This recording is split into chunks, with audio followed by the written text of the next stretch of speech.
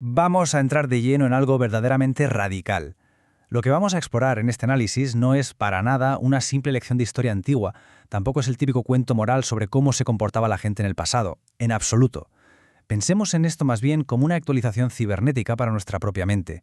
Vamos a diseccionar cómo un texto milenario funciona con una precisión casi matemática, exactamente igual que un código de software. Un código que, sorprendentemente, está diseñado para salvarnos de nuestro propio colapso psicológico.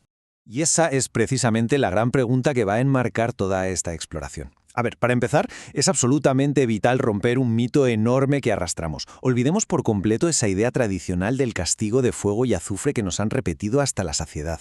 Si decodificamos el texto correctamente, lo que verdaderamente tenemos delante es una guía brillante, súper pragmática, para sobrevivir a la entropía emocional.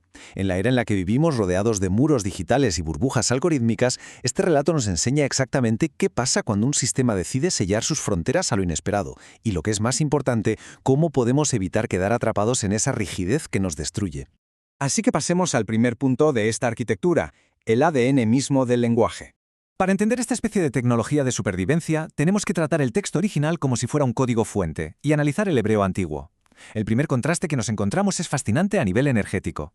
Filológicamente, la raíz de la palabra Sodoma, o Sedom, se traduce literalmente como un campo quemado o limitado. Es la entropía cerrada por excelencia, un lugar que rechaza sistemáticamente cualquier información nueva. Y justo en el extremo opuesto tenemos el concepto de Gesed, que significa expansión, misericordia, esa generosidad que es totalmente abierta. Si lo pensamos bien, la física y la termodinámica nos dicen que los sistemas cerrados, los que no intercambian energía, terminan colapsando y muriendo. Y eso, ni más ni menos, es lo que ilustra Sedom, la muerte por falta de flujo. Y en medio de todo esto está la figura de Lot. Pero no nos imaginemos a Lot como un señor de carne y hueso de la antigüedad. Veámoslo como una subpersonalidad que, admitámoslo, todos llevamos dentro. La raíz hebrea L-O-T significa oculto, envuelto o velado. Representa ese ego mediador, esa parte de nuestra conciencia que tiene un potencial brutal para crecer, pero que a la hora de la verdad prefiere quedarse cómoda en las estructuras familiares y corruptas porque parecen, entre comillas, seguras. Es esa vocecita interna que huye despavorida de la incertidumbre que siempre acompaña a cualquier evolución real. Construyendo sobre esta idea, la Sódoma interna no es más que la singularidad del ego. Imaginemos una ciudad mental de cristal. Estéticamente puede ser perfecta, pero es increíblemente rígida, está completamente aislada y es fundamentalmente hostil hacia cualquier idea diferente o cualquier luz que venga de fuera. ¿Qué pasa cuando esa estructura tan obsoleta es golpeada por una frecuencia más alta o por una verdad nueva que es inevitable? Pues que está destinada a hacerse añicos bajo el peso de su propia inflexibilidad. No tiene otra salida. Y aquí llegamos a uno de los símbolos más famosos de la historia, la estatua de sal. La instrucción era clarísima, no mirar atrás, utilizando la raíz hebrea nabat. Pero ojo, porque esto no significa simplemente girar la cabeza de forma física. Implica una observación llena de intención, una identificación profundísima. Convertirse en sal no es un castigo divino aleatorio, es el resultado puramente termodinámico de intentar aferrarse con uñas y dientes a una identidad obsoleta en medio de un salto cuántico. Es, literalmente, el error fatal de intentar instalar el software del pasado en un hardware que ya se está formateando para el futuro. El sistema colapsa. Y a ver, las matemáticas subyacentes de todo esto nos lo confirman de una manera que te vuela la cabeza.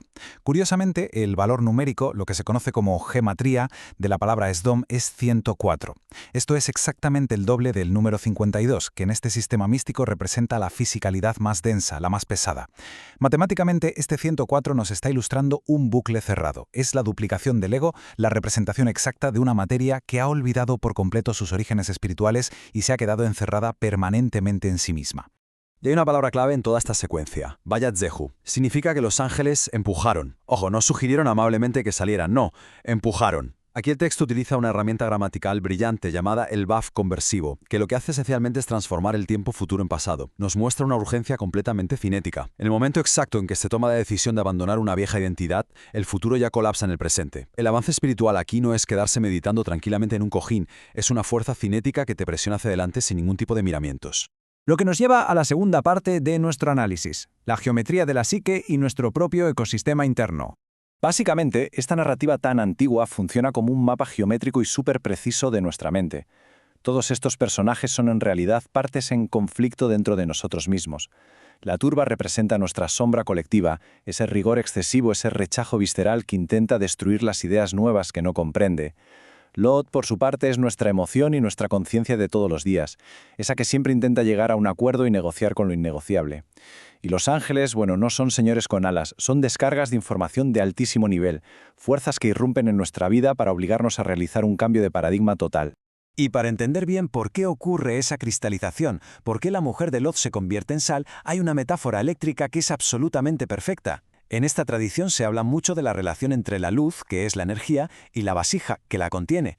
La estatua de sal es esa cristalización instantánea que ocurre cuando intentamos enchufar una transición energética masiva, digamos una corriente de 10.000 voltios, en un recipiente mental rígido que fue diseñado solo para 110 voltios.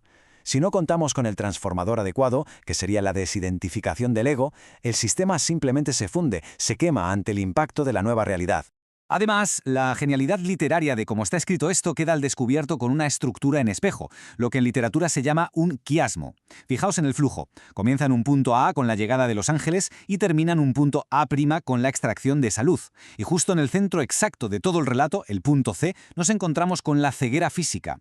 Esta simetría impecable nos demuestra de forma irrefutable que la ceguera de la ciudad no fue un castigo que cayó del cielo, fue simplemente la materialización visible de un estado interno que ya existía. El sistema cerrado ya estaba completamente ciego ante cualquier idea nueva. La crisis lo único que hizo fue sacar esa ceguera a la superficie. Bueno, y ahora pasemos a la acción, a la tercera sección, nuestro propio laboratorio de vida y cómo actualizar el sistema. ¿Cómo aplicamos esto hoy en día? ¿Cómo desinstalamos nuestra propia Sodoma interior? Tenemos aquí un protocolo dividido en 3 microacciones súper directas. Primero, la auditoría de la puerta. Cuando nos llegue una crítica o una idea que normalmente rechazaríamos de plano por incómoda, el reto es darle alojamiento en nuestra mente durante 10 minutos exactos, 0 juicios, solo para flexibilizar la mente. Segundo, el punto de no retorno. Coger ese arrepentimiento que lleva en bucle años en nuestra cabeza, desecharlo física y simbólicamente, y decir en voz alta la palabra «muévete» para romper ese circuito cerrado de una vez. Y tercero, la preservación de la semilla. Acostumbrarnos a rescatar siempre un aprendizaje esencial de cualquier crisis o fracaso y usarlo como base para el siguiente paso. Porque el verdadero crecimiento exige convertirnos en conductores eficientes de la luz y de la información, no quedarnos mirando como meros espectadores. Todo este conocimiento, al final, nos pone frente a un espejo filosófico bastante duro. Es imperativo que nos paremos a reflexionar con total honestidad sobre qué partes de nuestra vida, de nuestras creencias más arraigadas o de nuestras relaciones, ya no nos sirven para absolutamente nada. Qué cosas son simples estatuas de sal que mantenemos en pie en nuestro día a día, únicamente por el miedo que nos da convertirnos en extraños en nuestro propio futuro. Así que la pregunta ineludible que nos queda es, ¿qué parte de nuestra identidad actual está, a día de hoy, verdaderamente petrificada? Porque si lo pensamos bien, la libertad en su estado más puro y radical es literalmente la velocidad exacta a la que somos capaces de abandonar lo que ya no respira en nosotros.